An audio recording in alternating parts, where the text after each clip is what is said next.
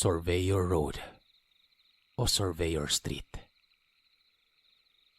Ito naman ang kwento ng kapitbahay namin na si Val. Pumanaw ito noong Agosto dahil isa siya sa mga naapektuhan ng pandemya. Ang kwento naman na ito ay ang dahilan kung bakit pumanaw ang nanay ni Val, na siya ring naging dahilan kung bakit nagkaroon ng problema sa pag-iisip itong kapitbahay namin. Hindi ito inborn o dahil sa gamot o namana, kundi dahil sa karanasan nilang mag-ina. 9 na taon nitong si Val nang mangyari ito. Noon pa lang, usap-usapan na yung Surveyor Street ay pinakikitaan ng babaeng naglalakad na nakabelong itim. Kadalasan itong nagpapakita kapag nag-iisa ka lang na naglalakad sa daan na ito, lalo na kapag malapit na ang Pasko. Disyembre noon, maagang nagpunta sa simbahan si Val at ang nanay niya para magsimba. Simbang gabi, to be exact.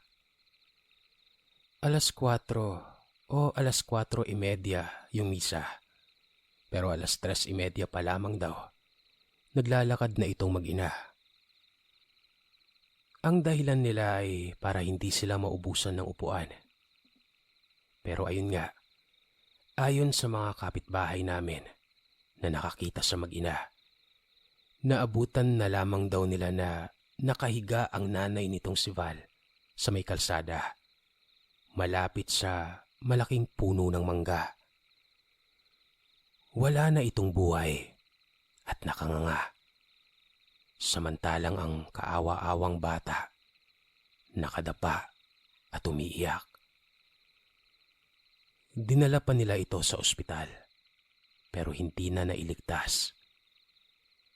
Dito, nagsimula na ring hindi makausap si Val ng maayos at lagi na lamang umiiyak na parang may sariling mundo.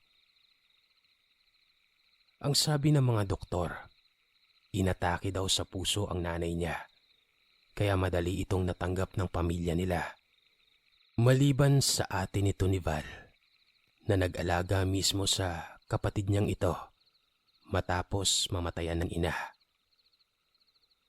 Kapag daw kasi nakakainom ng alak itong si Val, bumabalik daw siya sa katinuan o parang nagiging normal ito. Kaya nagagawa itong ikwento ang kung ano ang nasaksihan niya nung gabing yon. Hindi lang sa atin niya.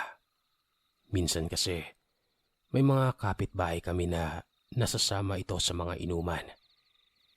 At iisa lang lagi ang takbo ng mga kwento niya. Yung gabi nga na sinama siya ng nanay niya para sa simbang gabi, malapit na sila sa kanto ng Surveyor Street. Dito, nakita daw nila na maraming naglalakad na mga tao. Pero lahat ito nakaitim. Tapos, dito na nagmamadali ang nanay niya. At nung nasa kalagitnaan na sila ng Surveyor Street, ang nasabi na lamang daw ng nanay niya, gintawag ta nila. Ayaw og lingival. Diretso lang og lakaw. Ayaw sila tanawa. Kung sa Tagalog, tinatawag nila tayo, huwag kang lumingon, Val. Patuloy ka lang sa paglakad. Huwag na huwag mo silang titingnan. Sumunod naman daw si Val. Pero pagdating nila sa puno ng mangga, dito, biglang may humarang sa kanila na matandang babae na nakabelong itim. Sa pagkakadescribe ni Val, wala itong mata at napakalaki daw ng bunganga nito. Dito, bigla itong ngumanga at kitang-kita niya na para bang kinakain ng nanay niya. Dito na nagsisisigaw ang bata. Ang sabi niya, "Ayaw kauna akong mama," na ibig sabihin, huwag mong kainin ang nanay ko. Dito na din siya naabutan ng mga kapitbahay na nakadapa sa kalsada. Ito lagi ang kinikwento niya. Pwede namang baka gawa lang ng imahinasyon niya, di ba? Kasi nagkaproblema nga sa pag-iisip.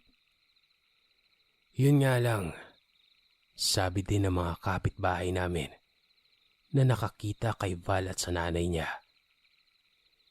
Kung ano daw ang sinabi ni Val na sinisigaw niya nun, ay ganun din talaga ang mga sigaw na narinig nila nung araw na nangyari ito.